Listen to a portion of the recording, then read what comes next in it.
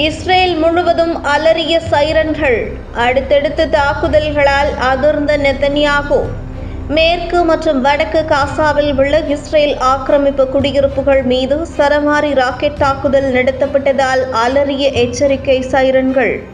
காசா அகதிகள் முகாம் மீதான தாக்குதலுக்கு ஹமாஸின் ஆயுதப்படையான அல் கசாம் மற்றும் அல் குத்ஸ் பதிலடி. பள்ளி குழந்தைகளின் அரையாண்டு விடுமுறையை முன்னிட்டு உம்ரா ஆஃபர். கட்டணம் வெறும் 84,900 ரூபாய் மட்டுமே. மரியம் ஹஜ் சர்வீஸ். பாலஸ்தீனத்திற்கு ஆதரவாக திரண்ட லட்சக்கணக்கான மக்கள். ஏமனை பார்த்து மிரண்டு போன இஸ்ரேல். ஏமனில் லட்சக்கணக்கான மக்கள் திரண்ட பிரம்மாண்ட அணிவகுப்பு. பாலஸ்தீன மக்களுக்கு தங்களது ஆதரவு உறுதிப்பாட்டை வெளிப்படுத்திய ஏமன் அரசு. அதிர்ச்சியில் இஸ்ரேல். ஏமனில் நடந்த பிரம்மாண்ட பேரணியில் இஸ்ரேல் மீது ஈராக் ஹவுதி கூட்டு தாக்குதல் நடத்தியது குறித்து விவரிப்பு. பாலஸ்தீனத்தில் இஸ்ரேல் ஆக்கிரமிப்பு இராணுவ தளங்களான அஸ்கலன் யஃபா மீது அடுத்தடுத்து ட்ரோன் தாக்குதல் நடத்தியதாகவும் ஈரானுடன் கூட்டு தாக்குதல் நடத்தியதாக ஹவுதி செய்தி தொடர்பாளர் அறிவிப்பு. சிரியாவிற்குள் இஸ்ரேலிய இராணுவ கட்டுப்பாட்டின் கீழ் உள்ள பகுதிகளில் இஸ்ரேலிய குடியேற்றவாசிகள் தல் மூடிக் இன்னும் யூத சடங்குகளை நிகழ்த்தும் காட்சிகள் வெளிவந்துள்ளன. இது இஸ்ரேலிய அத்துமீறல்கள் மற்றும் ஆக்கிரமிப்பில் ஈடுபடுவதை தெளிவாக காட்டுகிறது. சில மாதங்களுக்கு முன்பு சர்வதேச அளவில் இஸ்லாமியர்களின் புனித தலமாக கருதப்படும் அல் அக்ஸா மசூதிக்கு அருகே யூதர்கள் இதே போன்ற டால் முடிக் சடங்குகள் மற்றும் பிரார்த்தனைகளுடன் நடனமாடியது சர்வதேச அளவில் சர்ச்சையை ஏற்படுத்தியது குறிப்பிடத்தக்கது. பாலஸ்தீன மேற்கு கரை பகுதியில் பெண்கள் குழந்தைகளிடம் அத்துமீறும் இஸ்ரேல் ஆக்கிரமிப்பு படை. பெண் பத்திரிகையாளர்களையும் சிறையில் அடைக்கும் கொடூரம். இஸ்ரேல் ஆக்கிரமிப்பு படை மேற்கு கரையில் மட்டும் இதுவரை 12,100 பாலஸ்தீனியர்களை கைது செய்துள்ளதாக பாலஸ்தீனிய கைதிகள் சங்கம் அறிவிப்பு. கைதிகளில் 440 பெண்கள், 795 குழந்தைகள் மற்றும் 5 பெண் பத்திரிகையாளர்கள் சிறையில் இருப்பதாக தகவல்.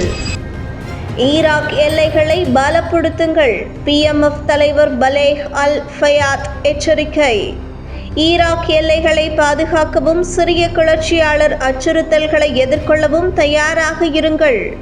உயர்மட்ட பாதுகாப்பு கூட்டத்தில் பாப்புலர் மொபைலைசேஷன் கமிஷனர் தலைவர் பலேஹ் அல் ஃபயாத் அறிவிப்பு. 24 மணி நேரத்தில் 40 பாலஸ்தீனியர்கள் படுகொலை. காசாவில் வெறியாட்டமாடும் இஸ்ரேல் ஆக்கிரமிப்பு படை. காசா மீதான இஸ்ரேல் தாக்குதலில் இதுவரை 44,875 பேர் உயிரிழப்பு. 1,06,454 பேர் காயமடைந்துள்ளதாக காசா சுகாதார அமைச்சகம் தகவல். கடந்த 24 மணி நேரத்தில் மட்டும் 3 படுகொலைகள் உட்பட 40 பாலஸ்தீனியர்களை ஆக்கிரமிப்பு படை கொன்றுள்ளதாக அறிவிப்பு. அணு ஆயுத தயாரிப்பில் இறங்கியதா ஈரான்? ஈரான் யுரேனியம் உற்பத்தியை அதிகரிக்க திட்டமிட்டுள்ளதாக சர்வதேச அணுசக்தி முகமை தகவல். ஃபோர்டோ செறிவூட்டல் ஆலை மறுசீரமைக்கப்பட்டுள்ளது. இதன் மூலம் ஈரானுக்கு ஒரு மாதத்திற்கு 60% செறிவூட்டப்பட்ட 34 கிலோகிராம் யுரேனியத்தை உற்பத்தி செய்ய உதவும். இது முன்பு 4.7 கிலோகிராமாக இருந்தது. இந்த அளவிலான செறிவூட்டல் ஈரானை ஆயுத தரப்பொருட்களுக்கு தேவையான 90% வரம்பிற்கு நெருக்கமாக கொண்டு வருகிறது. அணு ஆயுதங்களை உருவாக்கும் எந்த நோக்கத்தையும் மறுத்து அமைதியான நோக்கங்களுக்காக அணுசக்திக்கான தனது உரிமையை ஈரான் தொடர்ந்து வலியுறுத்துகிறது. இருப்பினும் அணு ஆயுதம் இல்லாத ஒரே நாடாக ஈரான் மட்டுமே யுரேனியத்தை அதிக அளவில் செறிவூட்டுகிறது என்று சர்வதேச அணுசக்தி முகமை சுட்டிக்காட்டியுள்ளது. சிரியா மீது இஸ்ரேல் தொடர் தாக்குதல். டமாஸ்கஸில் இடைவிடாமல் ஒலிக்கும் வெடிகுண்டு சத்தம். சிரியாவில் ஆசாத் ஆட்சியில் நிறுவப்பட்ட இராணுவ தளங்கள், ரசாயன ஆயுத கிடங்குகள், ஆயுதங்களை இஸ்ரேல் தொடர்ந்து அழித்து வருகிறது. தற்போது டமாஸ்கஸில் தொடர் வெடிகுண்டு சத்தங்கள் கேட்டதாக சிரிய ஊடகங்கள் செய்தி வெளியிட்டுள்ளன. சிரியாவுடன் மீண்டும் உறவை புதுப்பித்த துருக்கி.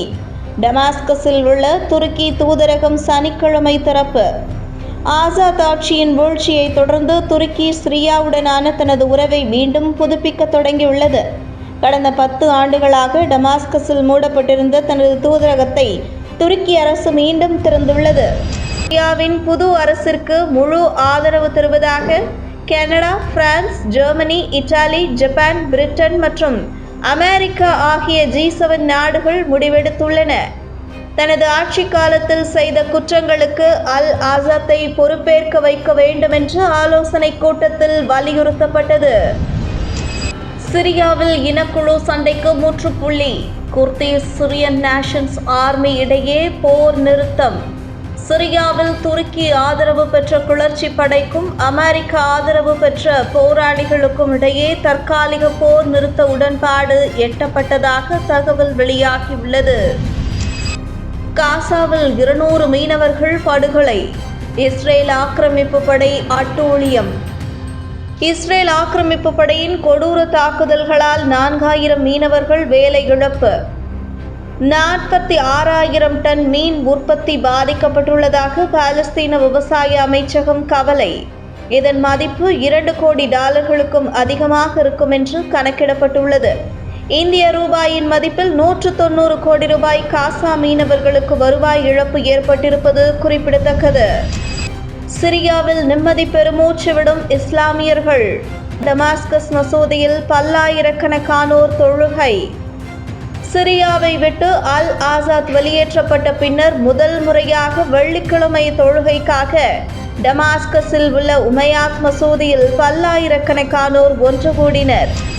சிரியாவின் ஹெர்மன் சிகரத்தை கைப்பற்றிய இஸ்ரேல். கோலன் குன்றுகளை நேரில் பார்வையிட்ட நெதன்யாகு.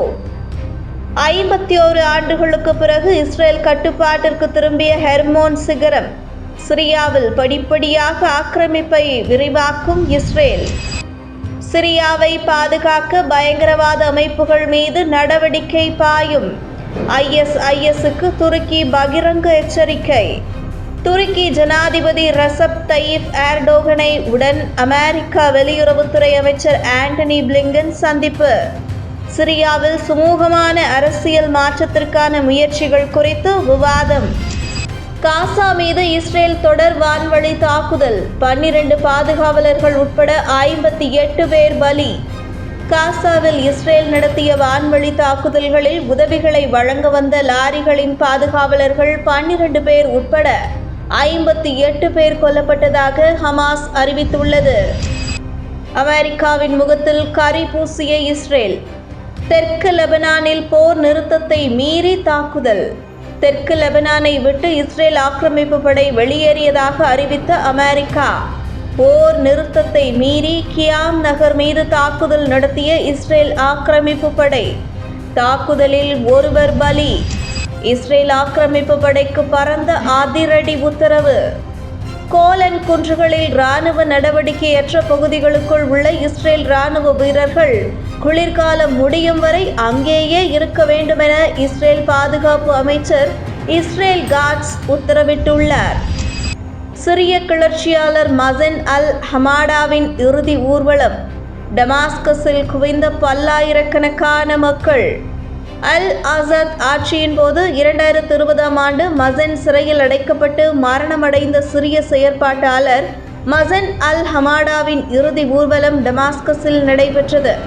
இவரது உடலுக்கு பல்லாயிரக்கணக்கான மக்கள் கண்ணீருடன் திரண்டு வந்து இறுதி மரியாதை செலுத்தினர். அன்பு சொந்தங்களே, அஸ்ஸலாமு அலைக்கும். பள்ளி குழந்தைகளின் அரையாண்டு விடுமுறையை முன்னிட்டு மரியம் ஹஜ் சர்வீஸின் உம்ரா ஆஃபர். பயண நாட்கள் டிசம்பர் 23, 24. விமான டிக்கெட், விசா, உணவு, தங்குமிடம், மக்கா, மதீனா, ஜியாரத், ஜம்ஜம் உட்பட பல வசதிகள். கட்டணம் வெறும் 84,900 ரூபாய் மட்டுமே. இதேபோல ஜனவரி மற்றும் பிப்ரவரி மாத உம்ரா, புனித ரமலானின் முதல் 15 நாட்கள், கடைசி 15 நாட்கள், ரமலான் ஒரு மாத உம்ரா உள்ளிட்ட பல்வேறு சேவைகள். மேலும் விவரங்களுக்கு மரியம் ஹஜ் சர்வீஸ், செல் 9445357262 and 85239082888.